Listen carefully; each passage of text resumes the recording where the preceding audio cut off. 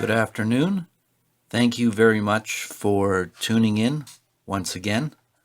If you are enjoying these videos on the PIC10F200, please notice that I've put all of these videos into a playlist so you can watch them one after another. And once again, thanks for watching. I'm certainly not an expert. I'm learning this as I go. So I am powering my PIC kit externally with a 5-volt regulator. Just cover that up. And I have since built up my experimenter's platform. I've built it up with popsicle sticks and wood planks. And I just took everything I had already on the breadboard and put it into PCB boards, and now I have some LEDs hooked up to 10K resistors and back to ground. The ground goes underneath the board, you can't see it. So I've got 2 of those, so I could just put the jumper wires directly into them if I want to experiment. And then over here I just did one of these. This is a pull-down resistor. It's holding GP2 low through a 1K resistor from ground. And then when I push the button, it sends a high signal in from VDD through a 1K resistor and then through a push button. So then it cycles through the code which I had programmed from the last video. So that's great. Everything seems to be working fine.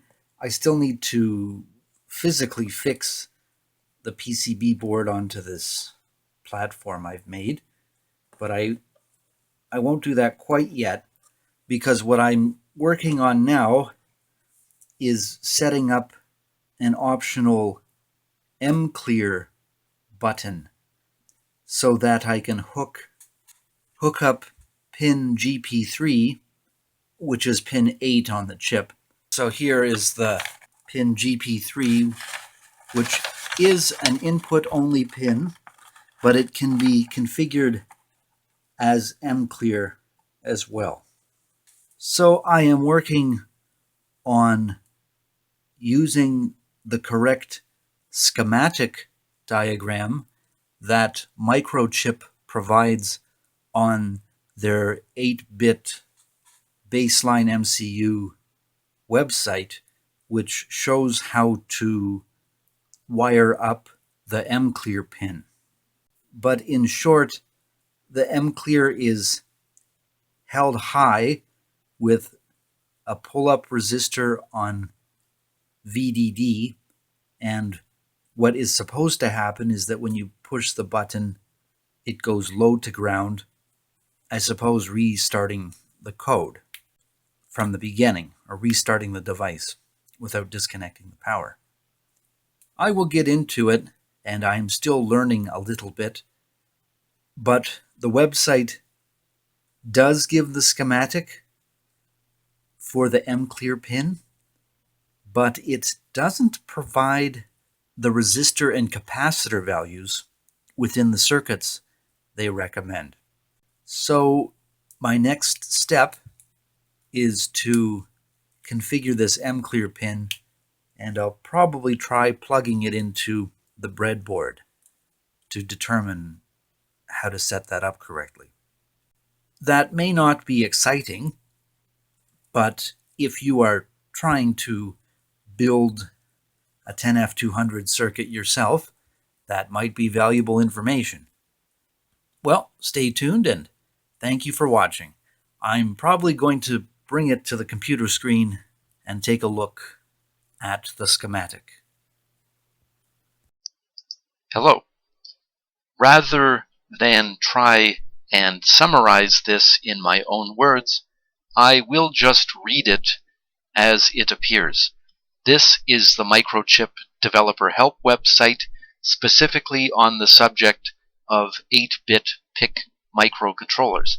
I will leave the link below. I won't summarize this, I will just read it. Master Clear Pin External Reset. Master Clear Pin External Reset, MCLR.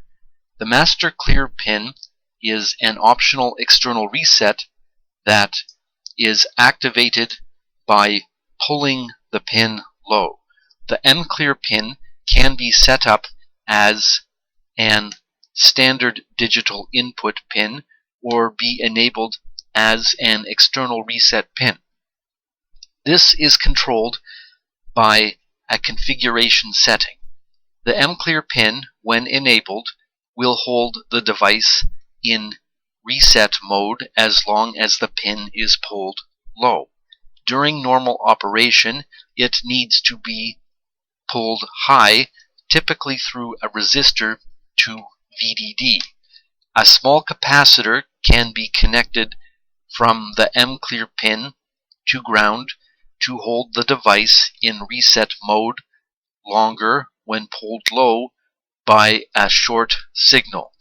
A normally open momentary switch can also be added from MCLR to ground to offer a manual way to reset the device. So here is a picture of it here, and I will just recap in my own words. So MCLR is not connected to anything except VDD, albeit through a resistor, which I haven't determined the value of yet. I am inclined to use a 10K resistor. So MCLR is, according to this schematic, being held high. So when the push button is pushed, MCLR now has a path directly to ground with no resistor between MCLR and ground, which makes sense to me as well. And I can only guess at why the capacitor is used here. Perhaps debouncing, maybe, I don't know, but it's going to smooth out the signal, maybe, I don't know. I shouldn't comment so much because I'm not an expert, but I'm thinking that maybe if you're having problems with any of your PIC devices and you have enabled the MCLR pin, you might have accidental resets unless you set your MCLR pin up in this way. So if you're not holding the MCLR button high, maybe it's getting transient spikes of highs and lows, which through experimentation with Arduino and other microcontrollers, I can vouch really can happen. So that is actually something to keep in mind for the sake of troubleshooting, that if your PIC is not performing as you would expect it, then maybe it's worth considering whether you are holding your MCLR pin high if you have in fact configured a pin as MCLR rather than a GPIO. Well, I'm being redundant. A last thing I will mention is that it explains here that when you push the MCLR button, it essentially sends the code back up to the top of your program to begin again. So it's a reset button. So now my next step will be to reconstruct this on a breadboard and see if I can get the MCLR pin working. So for my own sake, I redrew the circuit, and since it didn't give values, I am just showing what I will experiment with. I don't know if it's going to work well, but even more than this 10K resistor, I thought, well, maybe I will put a 1K resistor in with a variable potentiometer of 10K. So I could actually experiment and see what voltage levels work well for this MCLR circuit. As I move to the breadboard, I'll be using an orange jumper cable to go back to the MCLR pin on the chip. And there's a little yellow jumper on my board, which just shows going from this end of the resistor to this side of the capacitor. So here is the circuit I created. VDD coming in at the top through a 10K resistor. Well, I put it through a 1K and a 10K variable potentiometer for the sake of experimenting, and through the resistor to the push button, so from here to here, and then also off of the resistor is a yellow jumper which goes to this end of the capacitor. The capacitor goes directly to ground here, and then from this side of the push button goes to ground as well, from here to here. The next step is to give it a try. But in fact, I think I need to modify my code so that I can configure pin 8 as an MCLR button, or turn MCLR on. So I'm going to use the existing code, and since I'm not using pin 3 anyway, or GP3, since I'm not using GP3, I will now configure it as MCLR for the sake of experimenting with this circuit. All right, so here is the code which I was using in my last video. Nothing has changed, and off camera you will have to take my word for it that I have my PIC10F200 plugged in to my PIC chip, ready for programming. So my first step here is to turn the MCLR on.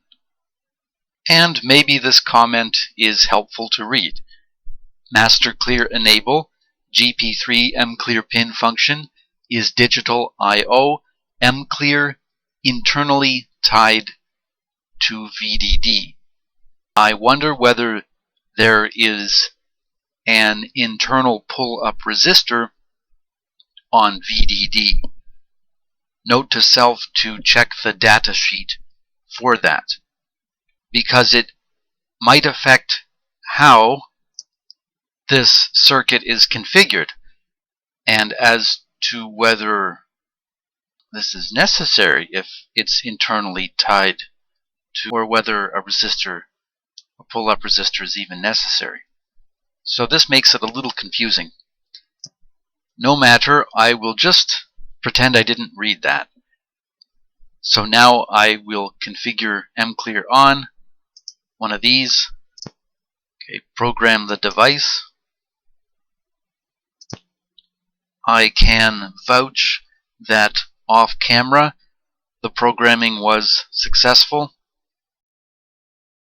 All right. Well, it certainly looks like a mess of wires.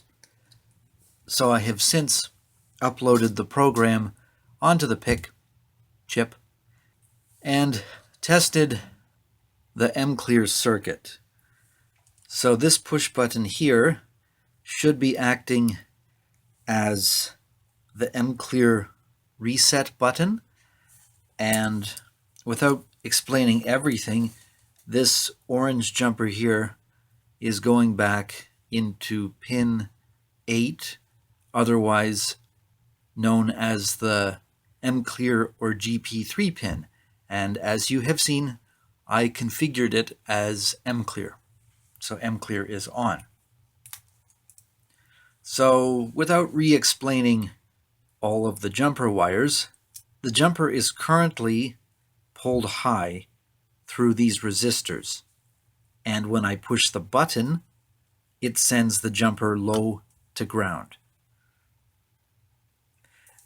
And a quick way to see this is that when I push the button, the currently configured outputs of GP1 and GP0, which are hooked up to the blue and yellow LEDs, will blink, telling me that the code is probably being reset. So you can see they're blinking. So this circuit is probably working, but how do I know for sure? So I'll send the input on GP2 that blinks these LEDs, and then I'll try to hit the reset button to interrupt that and see if I can stop the iteration through the code. So here I'll push the button. They're just going through it. Now I'll just quickly hit the MCLR button after I push it.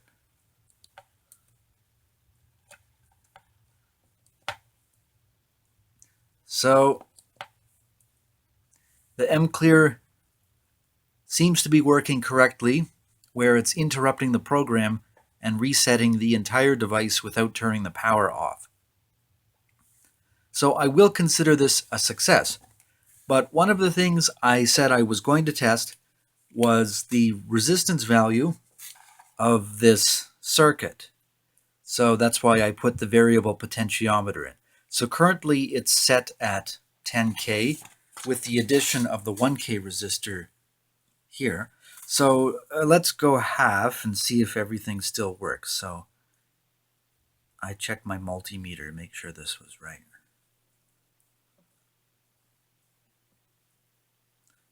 Okay, so I'm thinking it's set at about 5K here. So let's just test. Well, it seems to be resetting. Let's see if I can get it to interrupt the program. So that seems to work. Let's drop the resistance value down to 0. Of course, it's not 0, there's still 1K. So the current resistance is 1 kilo ohm. Well, it seems to still work.